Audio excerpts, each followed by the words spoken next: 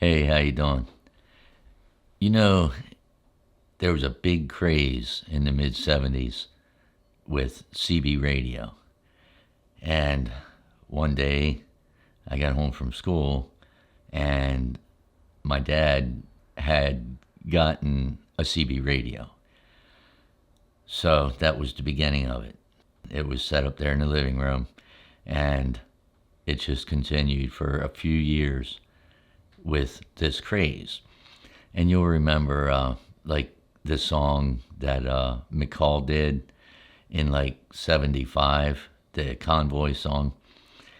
That and the '77 or so, Smokey and the Bandit, the movie came out.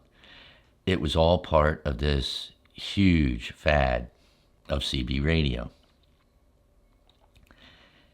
A part of what led to that was it was a way for people to communicate before there was anything like the internet. So it let people get to know more people in the community, sort of like the Facebook of the '70s, except the community was really small. In fact, in '77, it got so big, I think they went from 23 channels that CBs used to have 23 channels to 40 channels. Then you had another reason to buy a new CB because you could get one with 40 channels, not just the 23. On the CB, people didn't use their real names. Like, I didn't go by Clyde on the CB. Everybody had handles. My handle at that time was Lightning. So that's what I used. When I would be talking on the CB radio, everybody knew me as Lightning, not as Clyde. And, even from the movies, you'll recognize that there's a certain jargon, like language, that people use. And there was these things called 10 codes. So 10-4, everybody uses that even today for just common talking. Oh yeah, 10-4, I got that. And there was 10-20 for what's your location. People would be going, hey, what's your 20? Stuff like that. It was a huge piece of the language too, of the way people were getting into talking on the CB radio. But there was huge social impact to that because you're talking to the people in your local area. They had gatherings of people. Say you were hanging out normally on a certain channel and you were on there in the evenings or whatever, and you were talking to these people. Well, next thing you would do is you would want to meet them. You would go to these sort of meet and greet places, and they were set up at random with the local people. And they were local because your CB generally could put out like 4 watts or something. So you're talking to the people in your radius of, say, 10, 15 miles, as a rule. Your antenna isn't broadcasting, 80 miles or something. It's only broadcasting in a range of 10, 15 miles. That's the people that could hear you. And that made it a close, a little community. So, say on like a Thursday or Friday, I was on the CB, and people would be talking and goofing off generally, and they would say, "Hey, let's get together Saturday morning at like 9 o'clock." Okay, fine. If you weren't busy that Saturday, why not? And generally, it would be a place like Howard Johnson's, Hojo's. Used to be a big chain. They're pretty much gone now, but it was a hotel chain that had a restaurant in it, really similar to something today like IHOP or something. With the big on the breakfast stuff, the pancakes and all that kind of stuff. So everybody would agree, oh yeah, let's get together over at Hojo's at 9 in the morning or something. And people would show up. Maybe there'd be 10, 15 people there. And you just get to spend time face to face talking to them about what's going on and what are you doing in your life. What's your rig look like now? Oh, did you get a new CB? All that kind of stuff.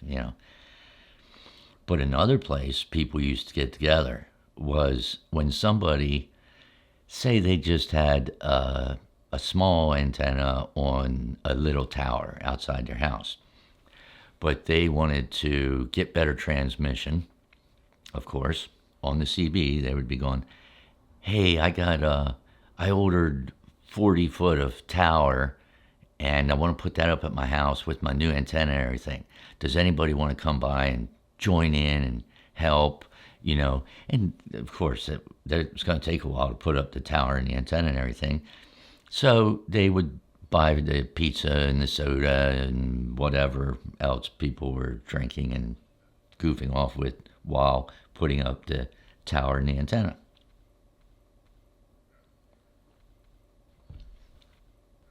That was my first experience too, with being on the top of a tower when it was a bit windy. It's hard to imagine how much they sway. They don't just hold still. The tower generally had the three sides, and it was pretty substantial, like galvanized steel of some sort, with the rungs, so you could just climb up the tower. But they do move when you're up there on top of them. They sway around.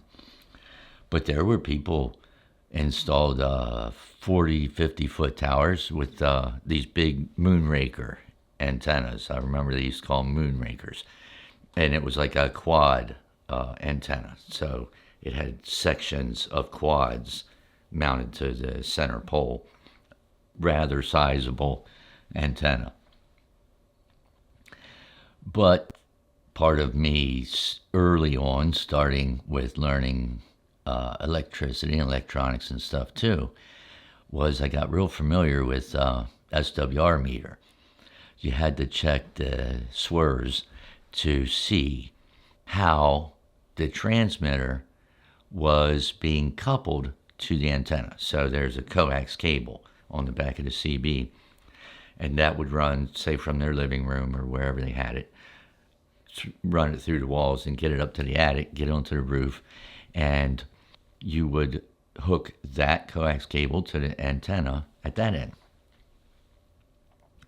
Well, the SWR is a standing wave ratio. You would check how it's coupled to the transmitter, because the transmitter has to be matched to the antenna and the amount of cabling.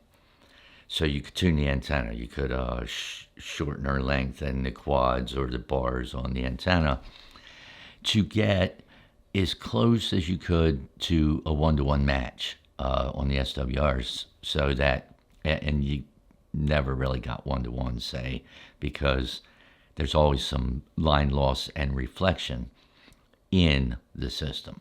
But in general, we would just spend some time, once the antenna was up and everything was set, the cable was ran, checking out the system and see how it's going to transmit.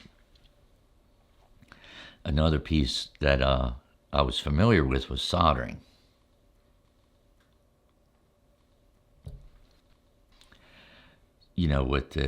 I just used a soldering pencil, soldering gun, either one.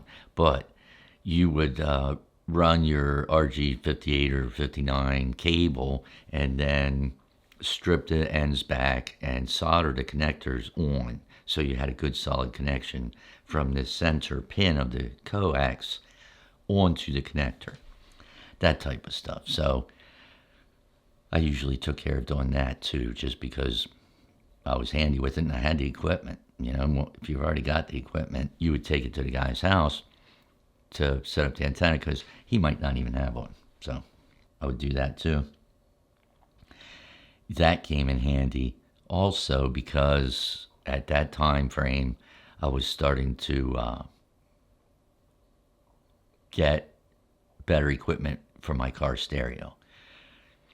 My first car didn't have much of a stereo, so I ended up ripping that out and putting in an 8-track and did the wiring and the soldering and all that for car stereos for me and my buddies as well.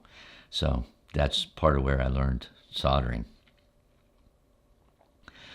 But these CB shops with this phase were cropping up everywhere. I mean, we went to some of these little stores that really were in residential districts, and a guy would just have everything in his garage. So you would be looking for this certain store, and it turns out its address is here, and it's in some guy's house, and he had CB equipment for sale. That's how fast it grew and how much everybody got into it. Now, there were still the big name stores like Radio Shack sold CBs, a lot of CB equipment and stuff. As a matter of fact, that would have been a decent place to pick up the SWR meter and stuff like that. Even retailers like Walmart and Sears at that time were selling CBs. They had full lines of this stuff because they were also jumping in on the big fad of CBs at that time when it was huge. Now, some people were running linears.